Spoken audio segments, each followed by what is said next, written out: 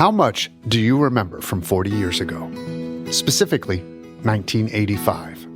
And I know some of you might not have even been born yet.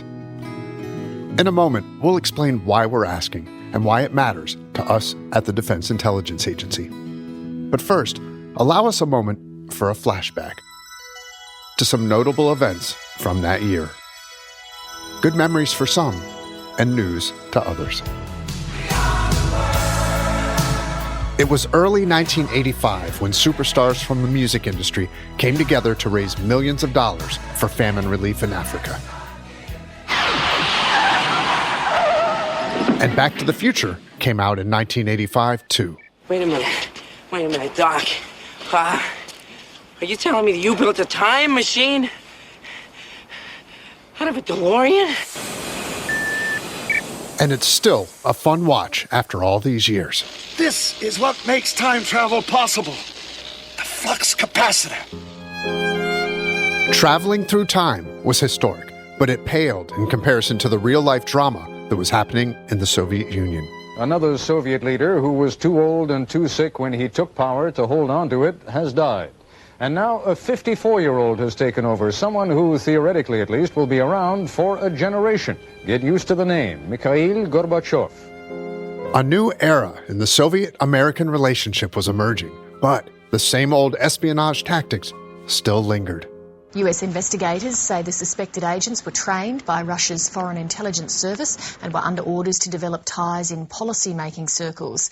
The FBI says it had been monitoring the suspects for years, noting that some had blended into the... In 1985, spies were dropping like flies. And 85 became known as the Year of the Spy. In the news, a summer of spy stories. The news this summer has been filled with real-life spy stories from America, the Soviet Union, and West Germany. The Defense Intelligence Agency has a global workforce of 16,500 plus, with staff in U.S. embassies in 140 countries. Our mission is to provide military intelligence to warfighters, defense planners, and force planners in DoD and the intelligence community. So it goes without saying, though I'll say it anyway, intelligence must only be shared with those we choose to share it with. If that trust is broken, and one of our own starts working on behalf of an adversary, the consequences can be disastrous. They can do critical damage to the United States of America. DIA is a premier intelligence organization. It has a global reputation. Everyday access that a DIA teammate may have, whether it's exquisite intelligence or products, operational matters that we're doing, any of that could lead to critical damage to the security of the United States. Make no mistake about it, this is a deadly serious business. I'm Dave Tomlinson, and I have the privilege of being the chief of the Office of Counterintelligence at the Defense Intelligence Agency. Dave Tomlinson isn't hoping for a repeat of 1985, but he's prepared, and he joined us to discuss the crucial role of DIA's Counterintelligence Office in national security. Along with his insightful perspectives, you'll also hear segments from shows we did about two spies who worked at DIA in, you guessed it, 1985. As you'll discover, they couldn't be more different. One was an intelligence analyst who excelled at her job. Unfortunately, she was doing so on behalf of a foreign adversary. And I can tell you that she is one of the most damaging spies the United States has ever found. After 16 years of spying on behalf of Cuba, she compromised everything, virtually everything, that we knew about Cuba and how we operated in Cuba and against Cuba. The other story is about a DIA officer who, thankfully, didn't share her work with an adversary. However, her method of gathering intel was, shall we say, a mind bender? Are you ready for this? She used her psychic abilities. It's a true story. I'm Angela Delafiore Ford, and I was Remote Viewer 079 in the Defense Intelligence Agency's program, Stargate. This is DIA Connections. This has been a very active year for spy stories. Former U.S. Navy men. It's not that easy to spot them. Spies don't have great big green dots in the middle of their foreheads to make it easy to identify them. They look just like you and me. Angela always felt that she had the third eye. I had a specialty. My specialty was known as automatic writing or channeling, and they called it written remote viewing. I have trust and confidence in my teammates, the authorities that we have, and the ability to get after the adversary to the advantage of the United States. Thanks for joining us on DIA Connections. We're calling this episode CI and the Year of the Spy.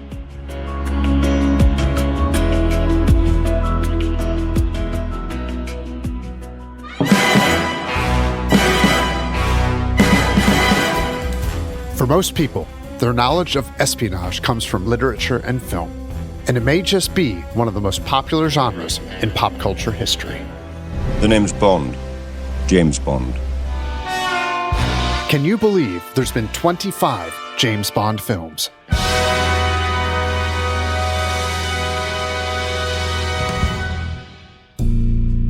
Dave Tomlinson is the chief of DIA's CI office.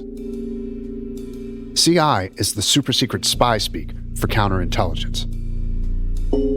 Everyone has their personal favorite espionage caper, and that's true for Dave, too. Certainly one of them that comes to mind is the Good Shepherd. This whole wing will be your part of the world, counterintelligence. Tom Clancy movies and books are just fantastic. Maybe more on the human side, but a little bit of counterintelligence, too.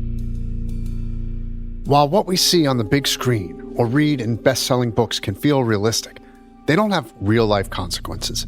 At the Defense Intelligence Agency, though, the intelligence that we gather, ranging from military and political and economic, industrial, health, and geographic data, all has far-reaching impacts, including influencing decisions made by the president.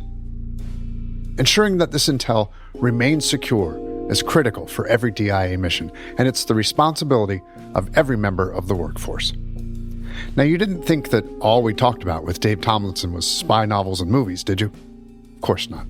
It was a lot more than that. Here he is with DIA historian Paul Isaacson. Tell us a little bit about what counterintelligence actually means, and why does DIA have an entire office devoted to it? Counterintelligence, very simply stated, is protecting your intelligence from the foreign intelligence adversaries. And it is a critical mission because when the adversary knows what you know, they are inside your decision cycle. When they're inside your decision cycle, they have the decision advantage. When our adversary has the decision advantage, they win strategic competition. Correct me if I'm wrong, but counterintelligence isn't something that exists over by itself. It's got to be integrated into DIA's mission, every mission. Especially in today's day and age, that's exactly correct. Counterintelligence ensures that our senior-most policymakers receiving intelligence products from the Defense Intelligence Agency are free of foreign manipulation and that our senior policymakers have a degree of reliability in those products. And that is why DIA is a target for the foreign intelligence adversary. Our operations, our people, counterintelligence protects all of that.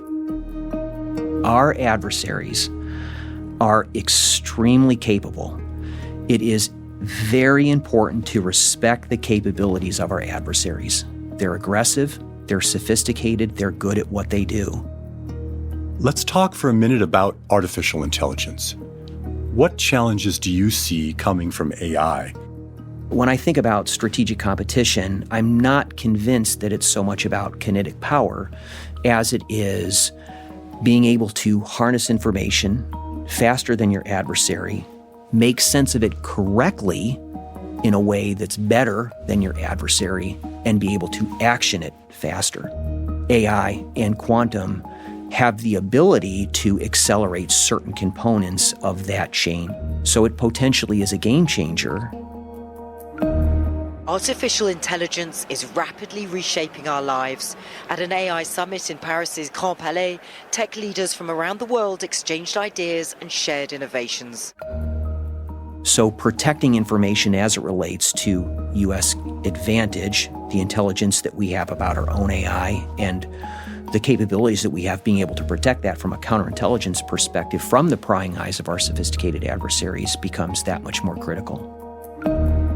So, cutting to the chase, how do you catch a spy? Is this gut instinct? Is this computer power? Is this training? How do you catch a spy? We have a phrase, when you see something that just doesn't seem right, report it. Especially when something is going on in one of our teammates' lives that might seem to be an indicator of intelligence activity or counterintelligence work.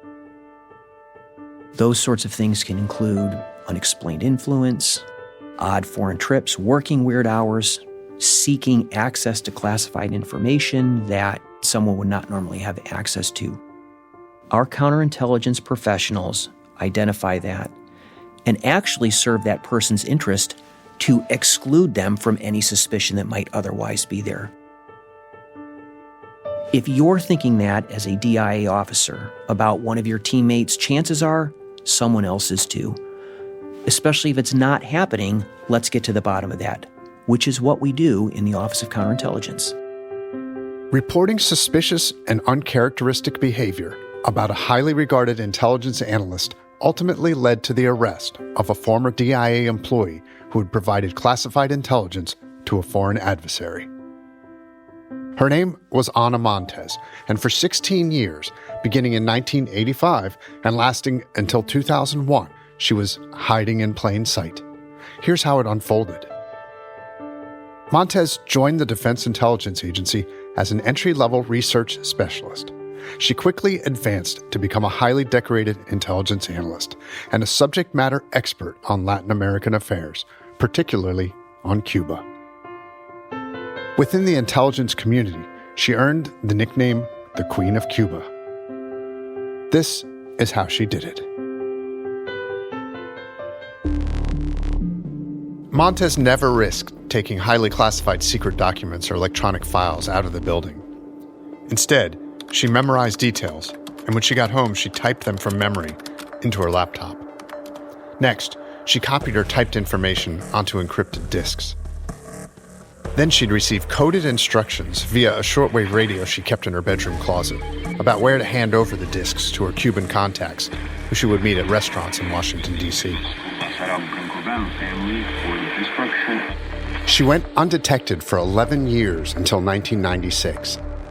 That's when a coworker noticed her exhibiting enough unusual behavior to warrant an investigation. He reported his suspicions to DIA's lead counterintelligence investigator at the time, Scott Carmichael. Carmichael then arranged a meeting with Montes, which she believed to be a routine security check. But it wasn't. Here's how he described the encounter to an audience at the Spy Museum in Washington, D.C. When she first came in, she says, "Gee, I really hope this isn't going to take a lot of time. I just named acting division chief. I have a lot of new duties. Yada, yada, yada." Not a problem. This won't take long. And typically that works. That usually works. But it didn't work with Ana. Even before I actually sat down at that point, she hit me with it again. She says, "Yeah, but I gotta tell you, I really am busy. I've got some other things, and I might be able to give you 20 minutes, but that's going to be about it." What I say is, "Well, great. Look, if you really don't have enough time for today, we'll just reschedule. Not a problem." So what Ana said, "Well, okay, good." I sat down and I thought, well, that's that. But then she hit it with me a third time. She looks at her watch and she says, "But listen, I'm out of here at 10 to 2. By this time, my frustration level is about up to here, and I've just about had it with this very assertive person. So what I needed to do is I needed to get her attention and get her to focus on my job and get her to sit down and be quiet." And so what I said to her was words to the effect of, "Look, Ana, this is not just a routine interview. I'm not doing a background investigation. I don't do that. I'm a counterintelligence investigator. I investigate espionage. And I have reason to believe that you might have been involved in a Cuban intelligence influence operation. I've been watching you for some time, and we need to talk about that." My objective was to get her to focus and to shut up. And boy, did that ever work. I mean, I hit her right between the eyes with it, not realizing that it was the truth. And it just stunned her. It just, pow, just like that. And of course, for the next few minutes, I was patting myself on the back. Boy, you did a good job there. You got her to be quiet. But what I didn't pick up on at the time was the fact that she never once said, no, what are you talking about? Are you crazy? What did you say? You think I did what? That's what an innocent person usually does. Anna never did that. She just sat there stunned, staring at me, studying every move that I was making, every word that was coming out of my mouth. She was so focused on me. I thought, well, I got her attention. Well, I guess I did.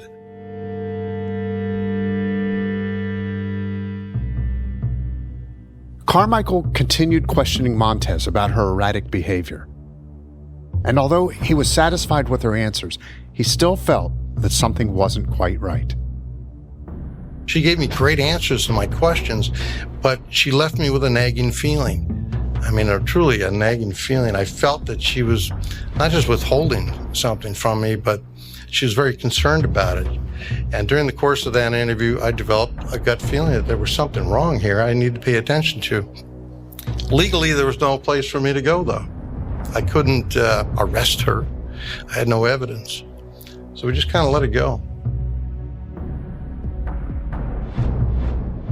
Over the next 5 years, additional inquiries were made about Montez's suspicious behavior. Then, in 2001, she was arrested for conspiracy to commit espionage. Ms. Montez committed espionage for the Cuban intelligence service since 1985. She would serve the next 21 years, 3 months, and 17 days in a federal prison. She was released on January 6th, 2023. How can the damaging effects of that type of betrayal be prevented? Here again is historian Paul Isaacson with Dave Tomlinson, the chief of DIA's counterintelligence office. What would you say are the particular skills and qualifications, talents that are really valuable in a counterintelligence officer? Probably the most valuable abilities are persistence, critical thinking, and just being curious. You're really inquisitive, and you have critical thinking skills to see and to play, figuratively, three-dimensional chess as to what really might be going on, and then work that as a problem that could lead to evidence of a foreign intelligence entity.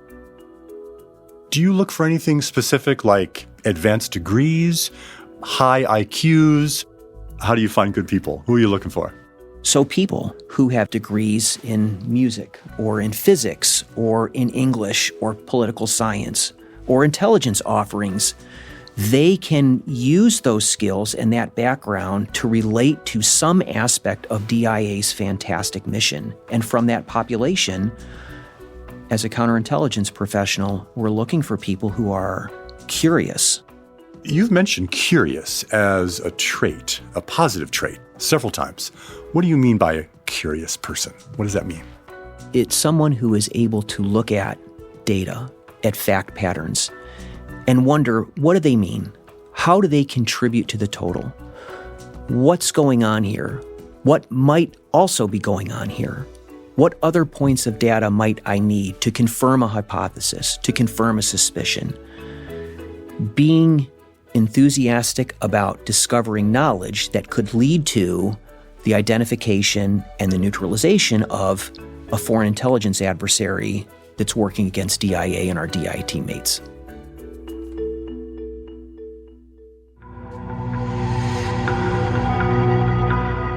Connecting the dots to identify a foreign adversary spying on the United States is never easy. But can you imagine how much harder it would be if it were done telepathically? That's what we believed the Soviet Union was doing during the Cold War. The intelligence community suspected that the Russians were using psychics to spy on the U.S. Naturally, we thought that if the Soviets were doing it, we should try it too. And so began a new kind of race. Not the space race, not the arms race, but the psychic race. As a result, DIA had a paranormal program. It involved the use of paranormal phenomena, primarily remote viewing, for intelligence collection. The mission for the remote viewers was to describe anything they were able to see at various locations around the world known as target sites. Seems like routine stuff, right? Except by see, I mean visualize. That is the distinction. Remote viewers used visualization to ascertain information about strategic buildings, weapons, or writings on secret documents. The objective was to foresee, prevent, and counter an enemy attack. It sounds a little out there, but it really did happen, and the program's name was Project Stargate. In 1985, some strange things were happening at DIA, and Angela Della Fiora Ford was a big part of it. She was DIA's #1 psychic, considered to be the jewel of the program. We wanted to learn more about her and how she did what she did, so we paid her a visit, in person. Hi. Hi, Angela. Great to be with you. Good, how are you? Thank you for having us. Angela welcomed DIA Chief Historian Paul Isaacson into her home for an enlightening discussion about her experiences as a remote viewer at the Defense Intelligence Agency.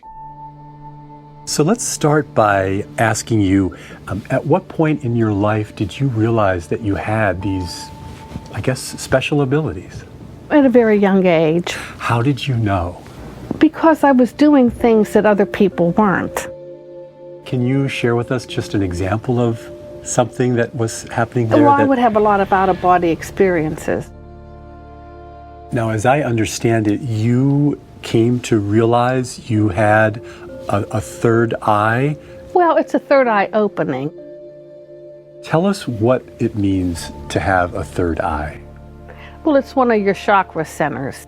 Sometimes you just know things. It's more like it just comes into the body or it comes into the mind. But when the third eye opens, you see it. Information is out there and it hits the mind. It's like a mental feat. So information is out in the ethers, and so you're picking up information and it comes into the mind, and then you verbally say what you're seeing. Walk us through, very simply, what the process was that you used to do your job. We had our desks and offices, and then there was a second building that you would walk over, and there were couches, there were big sofas, there were some beds, there were dark rooms with red lights, and it was quiet. And I would have to put myself in a self-hypnotic state where I had to go down and relax. And when you go down, you start visualizing. The person, known as the monitor, would give me 4, 5, 6 minutes, maybe 8 minutes. And then he would say, please access and describe the information in the sealed envelope known as Target A. So there is something in that envelope. It's either a picture, it's either a picture of a person. There could be a question. It could be just a written question, but there's something in that envelope that I need to answer.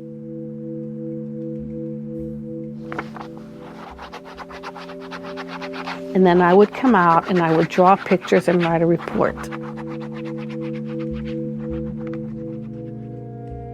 So did you have a specialty, and can you give us an example of how that might have worked? I had a specialty. My specialty was known as automatic writing or channeling, and they called it written remote viewing. If somebody was looking for something, it was good for locational work because I could tell you where something or someone was.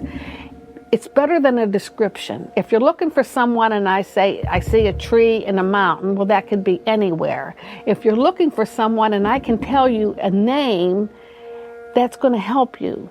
That was my specialty. The end of the Stargate program in 1996 didn't mark the end of Angela's intelligence career. She stayed at DIA for another 15 years, winning numerous awards while serving her country as an analyst. She even received high praise from a high-level admirer. William Cohen, former Secretary of Defense under President Clinton, wrote this about her in one of his books, quote, "We owe her a special debt of gratitude for lifting the veil that conceals the world of the paranormal." So looking back on your work with the Stargate program, how did you feel about your work? Were you proud of it? Oh, yeah. I was very proud. I did what other people couldn't do. The unorthodox way that Angela worked during the Cold War is not at all how DIA's counterintelligence team goes about things today to keep our country safe. Here's a final thought from DIA's CIA chief, Dave Tomlinson. My DIA teammates are world-class in what they do, and they are absolutely a force multiplier when it comes to counterintelligence activity. They are trained, they are equipped, and I feel they are empowered to get after the foreign intelligence adversary. They do that within the confines of the law. They do that within the confines of protecting constitutional rights. That is a degree of comfort to me. I have trust and confidence in my teammates, the authorities that we have, and the ability to get after the adversary to the advantage of the United States. If you'd like to learn more about counterintelligence and other career fields at DIA, check us out on dia.mil. As always, thanks for listening to DIA Connections.